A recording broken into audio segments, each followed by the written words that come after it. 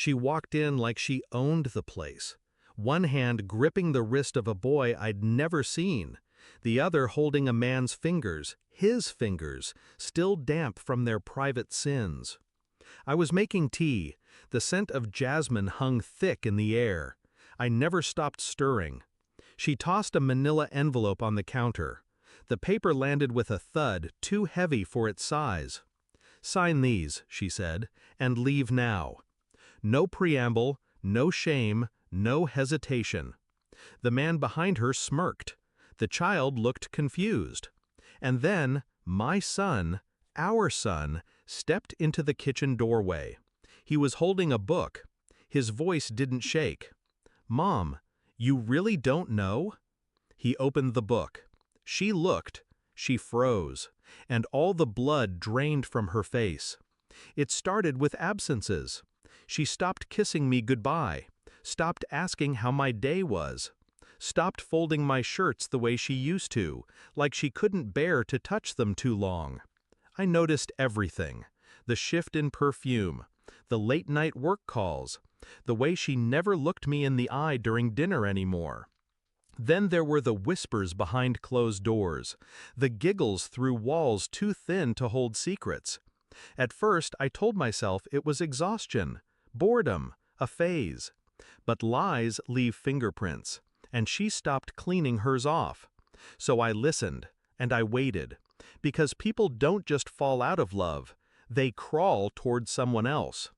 I didn't confront her. I documented. Phone records, hotel receipts, one too many business trips that lined up with the man she swore was just a colleague. She thought I was predictable, passive.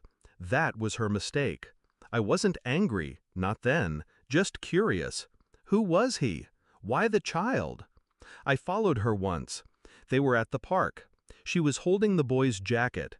He called her Mommy, and she smiled like I hadn't seen in years. That was the moment I stopped pretending. I went home, checked dates, did math. The boy was 8. We've been married 11 years. She had a child while married to me, raised him in shadow, and brought him into my house like I was the stranger. So I began collecting. DNA sample, easy. Toothbrush from the trash. Hers, his, the boy's, and one from our son, out of caution. Weeks passed. The results arrived in a brown envelope, unmarked. And what I read turned everything inside me to ice. The boy, hers, not mine. Her lover, his father. But the real knife? Our son wasn't hers. Biologically, genetically, factually, no relation. The child we raised together? She'd stolen him. From her sister. A hidden pregnancy. A secret adoption. Arranged quietly after the sister's overdose. A twisted game of charity she never confessed. And she raised him like he was hers. Used him as proof of motherhood while hiding another son born of infidelity. She lied about everything. Who she was. Who he was. Who we were. I didn't react. I didn't cry. I printed the documents, tucked them into the back cover of my son's favorite book, the one she never read to him. And I waited for her to arrive. When she told me to sign those papers, it felt rehearsed, a line she'd practiced in her mirror with the man beside her.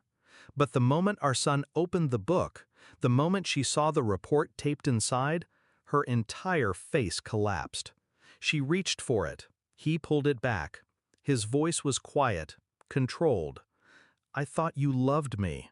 She couldn't speak, couldn't breathe. Her lover looked confused, then alarmed. I turned to him. "She never told you, did she?" He stepped back. I looked at her, not angry, just done. "You asked me to leave," I said, "but you've been gone a long time." Then I turned to my son. "Get your bag." He didn't hesitate. We walked out together, left them standing in silence. The envelope she gave me still lay unopened on the counter. Theirs was never a family, just a performance, and the curtain had finally dropped. I didn't look back. I don't wonder how she explained the truth to that boy, or what the man did when he realized who he'd truly been sleeping with. That's not my concern. Some truths don't need to be spoken. They just need to be shown. I didn't lose a wife. I shed a mask and found my son staring up at me, not with confusion, but with understanding. She wanted me to disappear. Instead, I let her drown in everything she pretended to be.